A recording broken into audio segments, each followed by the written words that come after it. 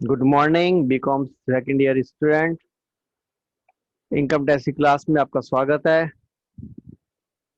आज हम residential status के चैप्टर में और प्रैक्टिकल प्रॉब्लम्स कर रहे हैं।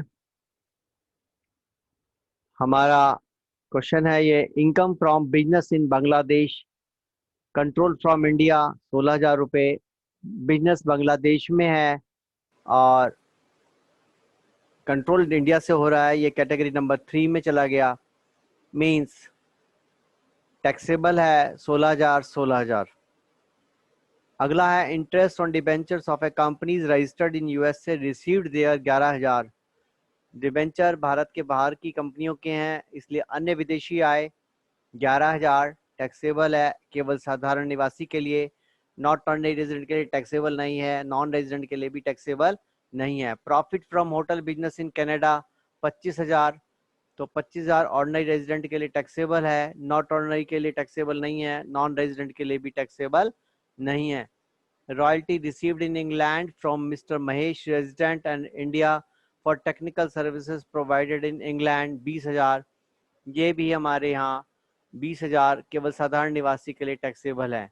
Income from Bangladesh control from Dhaka अन्य विदेशी आय है, केवल साधारण निवासी के लिए टैक्सेबल है। अगला है, interest on England development bond 20% received in India. 20,000 का 20% 4,000 हो गया।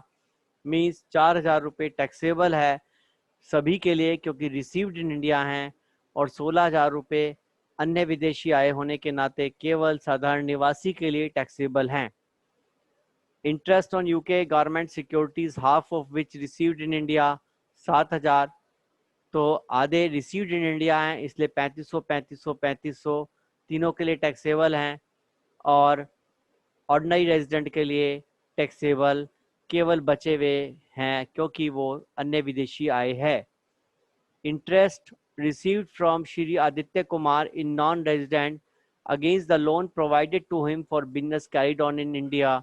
चूंकि बिजनेस भारत में किया गया है इसलिए यह भारत में अक्रूड इन इंडिया माना जाएगा।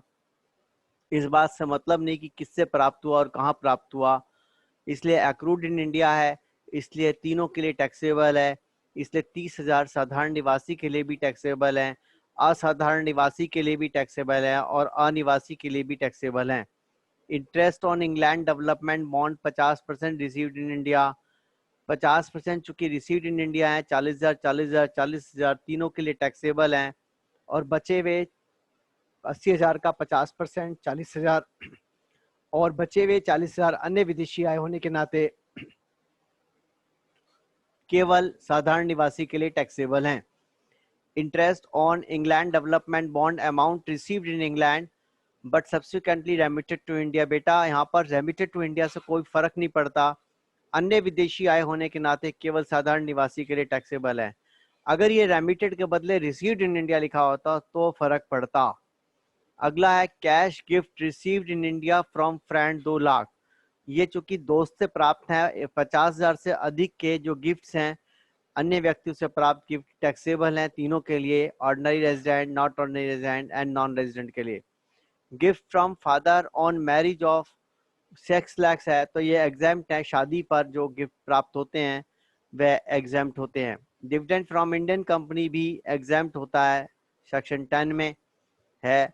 Rental income from house property in London deposited by the tenant in a foreign branch of an Indian bank rupees इतना। तो फॉरेन ब्रांच में जमा किया है, इससे कोई फर्क नहीं पड़ा है, इंडियन बैंक है तो कोई फर्क थोड़ी पड़ा है, वहीं जमा करा दिया है, कोई दिक्कत नहीं है। अन्य विदेशी आय फॉरेन, ध्यान समझिए, tenant in a foreign branch of an Indian bank, जैसे स्टेट बैंक की वहां पे ब्रांच है तो उसमें जमा कर दिया तो उससे कोई फर्क नहीं पड़ा। दैट इज रिसीव्ड देयर होगा 80,000 रुपया, जो है केवल साधारण निवासी के लिए टैक्सेबल लगा क्योंकि अन्य विदेशी आय है। Gift from sister on marriage anniversary, देखिए मैरिज एनिवर्सरी पर जो प्राप्त हैं गिफ्ट्स वो टैक्सेबल होते हैं क्योंकि ये टोटल जो गिफ्ट हैं, एक बात ध्यान रखिए, हम यहाँ प्रिज्यूम कर रहे हैं कि ये 50,000 से ज्यादा हो चुकी है फिगर, क्योंकि 50,000 रुपए तक के जो गिफ्ट्स हैं इन्हें ईयर कर मुक्त होते हैं, अन्य व्यक्तियों से, लेकिन 50,000 से ज्यादा होने पर टैक्सेबल होते हैं, तो यहाँ मान लेते हैं कि 50,000 से ज्यादा हैं। अगला है income from assets in America received in India. Assets कहाँ पर है? अमेरिका में है, तो 50,000 रुपए से रिसीव्ड इन इंडिया लिखा हुआ है, इसलिए तीनों के लिए टैक्सेबल है रिसीव्ड वजह से। Profit from business in China deposited in A bank in China. Profit from business in China deposited in A bank in China 20,000 है, तो अन्य विदेशी आय है, तो ऑर्डिनरी रेजिडेंट के लिए टैक्सेबल है 20,000 डैश डैश, मतलब केवल ऑर्डिनरी रेजिडेंट के लिए टैक्सेबल है, बाकी के लिए टैक्सेबल नहीं है। Profit from business in India, business control from Canada. Bharat में चूंकि व्यवसाय आरंभ चल रहा है, तो इसे एक्रूड इन इंडिया बोला जाएगा, और चूंकि एक्रूड इन इंडिया है, इसलिए ये साधारण निवासी, असाधारण निवासी और अनिवासी तीनों के लिए टैक्सेबल है। ये 2 नंबर के अंतर्गत, एक्रूड इन इंडिया के अंतर्गत है, इसलिए तीनों के लिए टैक्सेबल है। Income from profession in Sri Lanka which is control from India.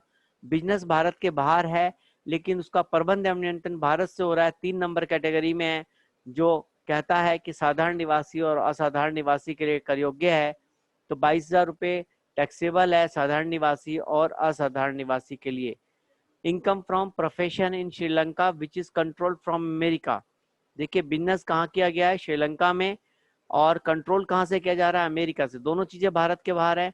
अन्य विदेशी आय होने के नाते ये केवल साधारण निवासी के लिए टैक्सेबल है और बाकी 2 के लिए टैक्सेबल नहीं है। अब और क्वेश्चंस करते हैं, एग्जाम में क्वेश्चन आता है तो उसका टोटल लगाना चाहिए हमेशा। Salary for services rendered in India, rendered in India है, भारत में अक्रूड इन इंडिया है, इसलिए तीनों के लिए टैक्सेबल है 90,000 90,000 90,000। Income from house property situated in New York है, तो हाउस प्रॉपर्टी भारत के बाहर है। अन्य विदेशी आय है 10,000, केवल साधारण निवासी के लिए टैक्सेबल है, बाकी 2 के लिए टैक्सेबल नहीं है। Salary earned in India but still not received, salary Bharat में अर्न की है, इसलिए भारत में एक्रूड इन इंडिया है, इसलिए तीनों के लिए टैक्सेबल है। Category number 2 salary income accrued in India, इसलिए ordinary resident, not ordinary resident और नॉन रेजिडेंट तीनों के लिए टैक्सेबल है। Salary income earn in Dubai but received in India 3 lakh है, तो सैलरी इनकम आपने दुबई में अर्न किया है और चूंकि रिसीव्ड इन इंडिया है, इसलिए टैक्सेबल तीनों के लिए, रिसीव्ड होने के नाते तीनों के लिए कर योग्य हो गया।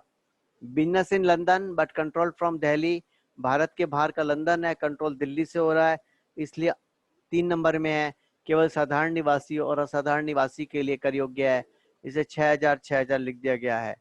अगला salary for services rendered in New York 2,90,000, अन्य विदेशी आय होने के नाते केवल साधारण निवासी के लिए कर योग्य है। Income from house property situated in New York, अन्य विदेशी आय है, केवल ऑर्डिनरी रेजिडेंट के लिए टैक्सेबल है।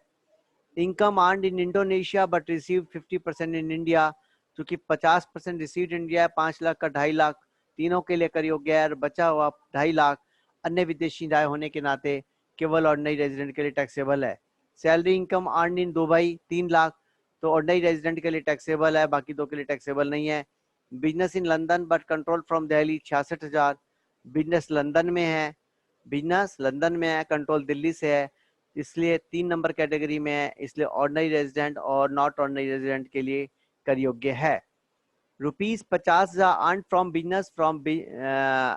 Business in America but remitted to India, अन्य विदेशी राय होने के नाते यह केवल अन्य विदेशी आय है और केवल ऑर्डिनरी रेजिडेंट के लिए कर योग्य है।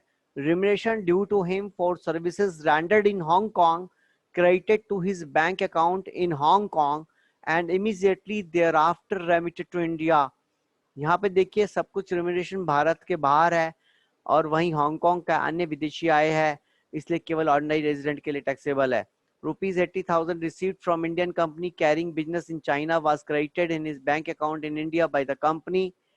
वहीं भारत के बाहर का बिजनेस है, लेकिन इंडिया में रिसीव किया गया, रिसीव्ड फ्रॉम इंडियन कंपनी है, चाइना के बाहर होने के बाद भी received in from Indian company है, अक्रूड इन इंडिया हो गया, तीनों के लिए कर योग्य हो गया। Interest received from Philip a non resident on the loan provided to him for a business carried on in India, business भारत में हो रहा है, इसलिए अक्रूड इन इंडिया है, इसलिए 6000 तीनों के लिए टैक्सेबल हो जाएगा। Royalty received in New York from Shri Kamal, a resident of India, for technical services provided for a business carried on in New York. Bharat के बाहर बिजनेस कंडक्ट किया गया, इसलिए अन्य विदेशी आय माना जाएगा। अगला है केवल ऑर्डिनरी रेजिडेंट के लिए टैक्सेबल होगा। फी from Indian company carrying on business at New York for technical services rendered eight New York having been directly deposited by the company in his bank account in India 45,000। क्योंकि यहाँ पर इंडियन कंपनी से business से है और जिसको directly deposited किया गया इंडिया में, तो रिसीव्ड इन इंडिया हो गया है और इसलिए 45,000 तीनों के लिए कर योग्य हो गया। Royalty received from Shri Anand, a resident for technical services provided to run business in Tokyo, इसलिए यहाँ भी अन्य विदेशी आय है क्योंकि भारत के बाहर का बिजनेस है। ये उम्मीद है आपको समझ में आ गया होगा। इस चैप्टर हमारा काफ़ी अच्छा हुआ है, काफ़ी प्रैक्टिस करा दी गई है आपको। प्लीज़ इसे करिएगा। Thank you very